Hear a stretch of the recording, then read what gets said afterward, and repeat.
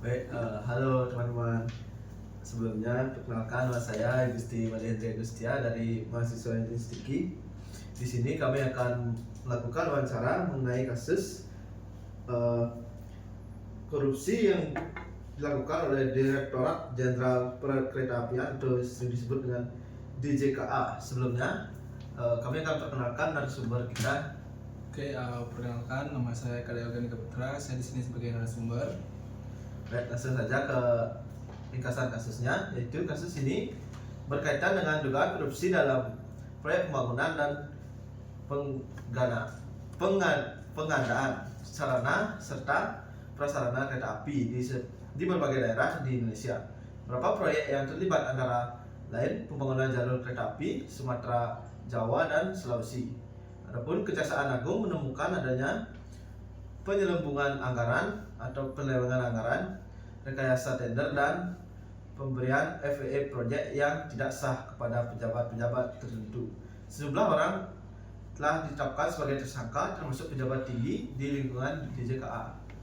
Baik, sekian pemaparan materi. Langsung saja kita lanjut ke pernyataan mengenai kasus yang kami angkat. Yang pertama, mengapa kasus korupsi seperti ini sering terjadi terus-menerus? Oke, menurut saya kasus ini bisa terjadi karena masih lemahnya pengawasan dan adanya celah dalam sistem birokrasi serta mental pejabat yang belum berintegritas. Lalu banyaknya pejabat yang tergiur dengan uang besar dan berani memanfaatkan jabatan untuk kepentingan pribadinya. Selain itu, hukuman yang ada di Indonesia ini kita tahu juga kurang kuat untuk sesuatu kasus korupsi. Seperti itu. Baik, selanjutnya ke pertanyaan kedua, yaitu apa yang bisa kita lakukan sebagai pelajar atau warga untuk mencegah korupsi ini terjadi?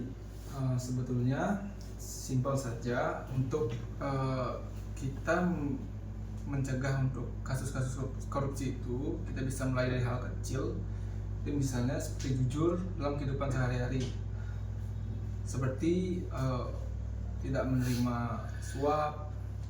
Apapun perilaku dan perkataan kita itu kita seharusnya jujur. Selain itu kita bisa ikut mengawasi proyek pemerintah di sekitar kita serta menyebarkan informasi anti korupsi agar masyarakat itu lebih sadar dan peduli. Seperti itu. Baik, langsung ke pertanyaan selanjutnya. Bagaimana cara negara menghukum pelaku korupsi agar memberikan efek jerah? Sebenarnya ada banyak, cuman kalau di Indonesia itu masih lemah ya.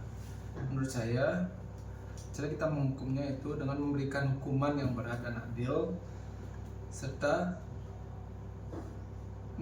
memberikan ganjaran atau hukuman yang setimpal atas perbuatan yang dilakukan, seperti penyitaan seluruh harta hasil korupsi dan penjara dalam waktu yang lama. Selain itu, publikasi nama pelaku dan pelarangan menjabat lagi di pemerintahan bisa membuat mereka jera dan mencegah orang lain melakukan hal yang sama.